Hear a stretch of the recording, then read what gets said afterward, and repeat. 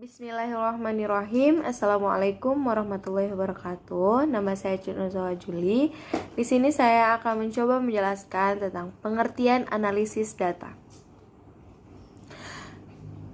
Data ialah bahan mentah yang perlu diolah sehingga menghasilkan informasi atau keterangan baik kualitatif maupun kuantitatif yang menunjukkan fakta. Analisis data berasal dari gabungan dari dua buah kata, yaitu analisis dan data. Analisis merupakan evaluasi dari sebuah situasi, dari sebuah permasalahan yang dibahas, termasuk di dalamnya peninjauan dari berbagai aspek dan sudut pandang. Sehingga tidak jarang ditemui permasalahan besar dapat dibagi menjadi komponen yang lebih kecil sehingga dapat diteliti dan ditangani lebih mudah. Sedangkan data adalah fakta atau bagian dari fakta yang mengandung arti yang dihubungkan dengan kenyataan, simbol-simbol, gambar-gambar, kata-kata, angka-angka atau huruf-huruf yang menunjukkan suatu ide, objek, kondisi atau situasi, dan lain-lain.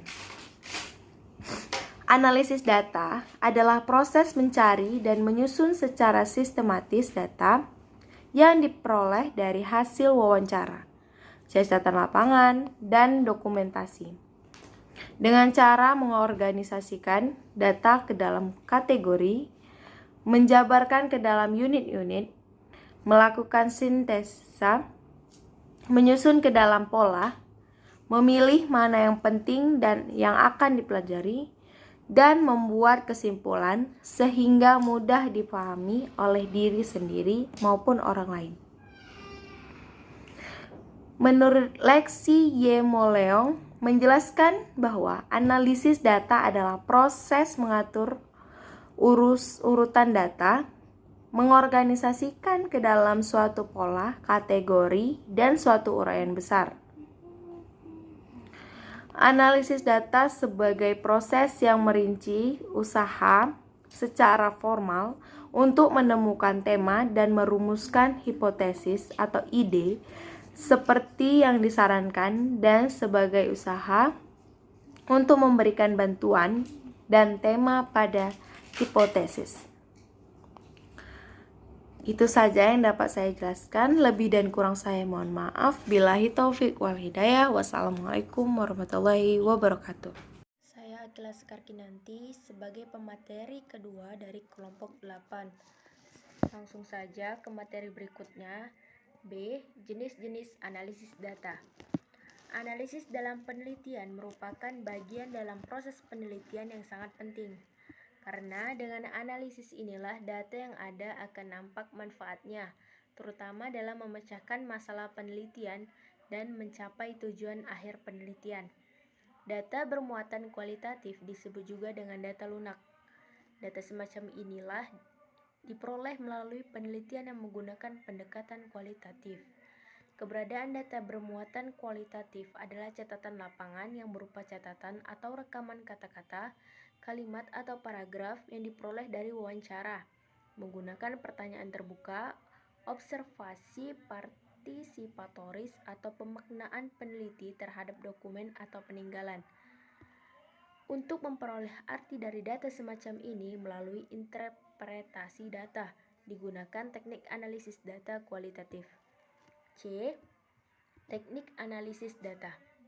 Teknik analisis data merupakan cara menganalisis data penelitian, termasuk alat-alat statistik yang relevan untuk digunakan dalam penelitian.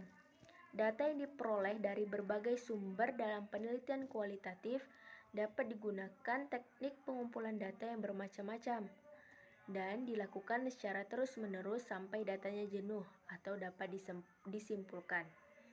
Menurut Sugiono, analisis data dalam penelitian kualitatif dilakukan sejak sebelum memasuki lapangan, selama di lapangan, dan setelah selesai di lapangan. Penjelasannya sebagai berikut. 1. Analisis sebelum di lapangan. Peneliti penelitian kualitatif telah melakukan analisis data sebelum peneliti memasuki lapangan. Analisis dilakukan terhadap data hasil studi pendahuluan atau data sekunder yang akan digunakan untuk menentukan fokus penelitian. Yang kedua yaitu analisis selama di lapangan, model Miles and Huberman. Analisis data dalam penelitian kualitatif dilakukan pada saat pengumpulan data berlangsung dan setelah selesai pengumpulan data dalam periode tertentu. Miles and Huberman mengemukakan bahwa aktivitas dalam analisis data kualitatif dilakukan secara interaktif dan berlangsung secara terus-menerus sampai tuntas sehingga datanya sudah jenuh. Aktivitas dalam analisis data ini terbagi menjadi 3 macam, yaitu data reduction, data display, dan conclusion drawing or verification. Dengan demikian, kesimpulan dalam penelitian kualitatif mungkin dapat menjawab rumusan masalah yang dirumuskan sejak awal, tetapi mungkin juga tidak, karena seperti telah dikemukakan bahwa masalah dan rumusan masalah dalam penelitian kualitatif masih bersifat sementara dan akan berkembang setelah penelitian berada di lapangan. Itulah kesimpulan dari analisis data model Miles and Huberman. Yang ketiga yaitu analisis data selama di lapangan, model Spradley. Menurut Spradley, proses penelitian kualitatif setelah memasuki lapangan dimulai dengan menetapkan seorang informan kunci atau key informan yang merupakan informan yang berwibawa dan dipercaya mampu membukakan pintu kepada peneliti untuk memasuki objek penelitian. Setelah itu, peneliti melakukan wawancara kepada informan tersebut dan mencatat hasil wawancaranya. Selanjutnya, perhatian peneliti pada objek penelitian dan mulai mengajukan pertanyaan deskriptif. Dilanjutkan dengan analisis terhadap hasil wawancara. Berdasarkan hasil dari analisis wawancara selanjutnya, peneliti melakukan analisis domain. Pada langkah selanjutnya, peneliti sudah menentukan fokus dan melakukan analisis taksonomi. Berdasarkan hasil analisis taksonomi, selanjutnya peneliti mengajukan pertanyaan kontras yang dilanjutkan dengan analisis kompensial. Hasil dari analisis kompensial selanjutnya, peneliti menemukan tema-tema budaya berdasarkan temuan tersebut. Selanjutnya, peneliti menuliskan laporan penelitian etnografi. Jadi, proses penelitian berangkat dari yang luas, kemudian memfokus dan meluas lagi terhadap tahapan analisis data yang dilakukan dalam penelitian kualitatif, yaitu analisis domain, taksonomi, dan kompensial analisis tema kultural. Demikian, terima kasih. Saya kembalikan kepada teman-teman. Bismillahirrahmanirrahim. Assalamualaikum warahmatullahi wabarakatuh. Nama saya Ihwan Parlahutan Harahap. Di sini saya akan menjelaskan materi mengenai langkah-langkah analisis data. Dalam penelitian kualitatif, temuan atau data dapat dinyatakan valid apabila tidak ada perbedaan antara yang dilaporkan peneliti dengan apa yang sesungguhnya terjadi pada objek yang diteliti. Tetapi, perlu diketahui bahwa kebenaran realitas data menurut peneliti kualitatif tidak bersifat tunggal, tetapi jamak dan tergantung pada konstruksi manusia, dibentuk dalam diri seseorang sebagai hasil proses mental tiap individu dengan berbagai latar belakangnya. Menurut Patilima, ada beberapa hal yang perlu diperhatikan dalam melakukan analisis kualitatif, yaitu A. Transaksi wawancara, B. Transaksi diskusi kelompok, C. Catatan lapangan dan pengamatan, D. Catatan harian penelitian, E. Catatan kejadian penting dari lapangan, dan yang terakhir F. Rekaman video, kamera, dan gambar. Semua data di atas akan mempermudah peneliti untuk melakukan kategorisasi dan reduksi data. Setelah data reduksi dan kategorisasikan, maka analisis kualitatif akan lebih terarah, dan terfokus sesuai dengan masalah penelitian. Langkah-langkah yang dapat mempengaruhi subjektivitas penelitian dan data penelitian menjadi reliable dan substansif. Setelah data terkumpul, peneliti dapat melakukan langkah-langkah analisis sebagai berikut. Yang pertama, editing. Dalam tahap ini dilakukan reduksi data, pemilihan data sesuai fokus penelitian, translating data atau konversi data. Yang kedua, kategorisasi atau coding. Pada tahap ini, peneliti melakukan kategorisasi dengan fokus masalah penelitian.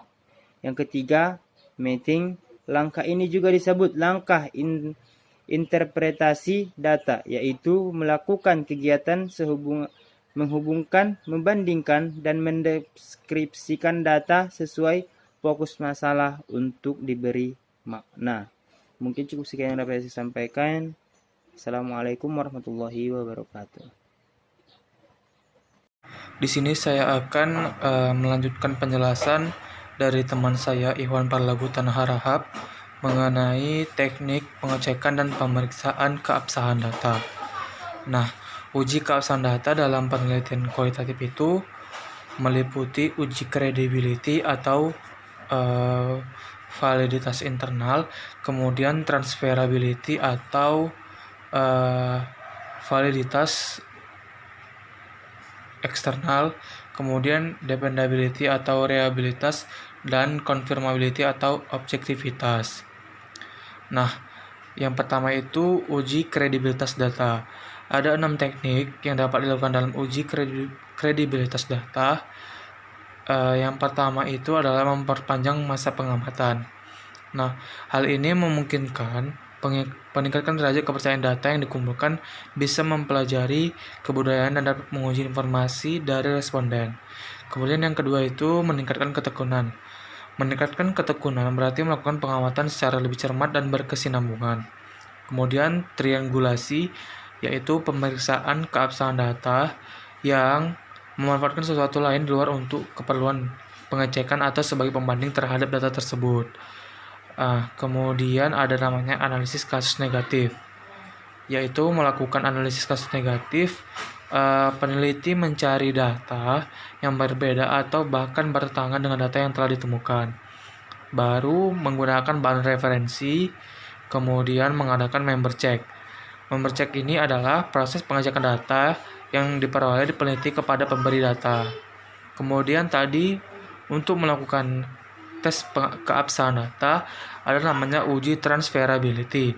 Transferability merupakan validasi eksternal dalam penelitian kualitatif supaya orang lain dapat memahami hasil penelitian kualitatif sehingga ada kemungkinan untuk menerapkan hasil penelitian yang didapatkan. Maka peneliti dalam membuat laporannya harus memberikan uraian rinci, jelas, sistematis, dan dapat dipercaya. Kemudian uji dependability. Nah, uji dependability dilakukan dengan melakukan audit terhadap keseluruhan proses penelitian. Caranya dilakukan oleh auditor atau pembimbing untuk mengaudit keseluruhan aktivitas peneliti dalam melakukan penelitian. Yang keempat, uji confirmability. Uji confirmability mirip dengan uji dependability, sehingga pengujiannya dapat dilakukan secara bersamaan. Menguji confirmability berarti menguji hasil penelitian dikaitkan dengan proses yang dilakukan.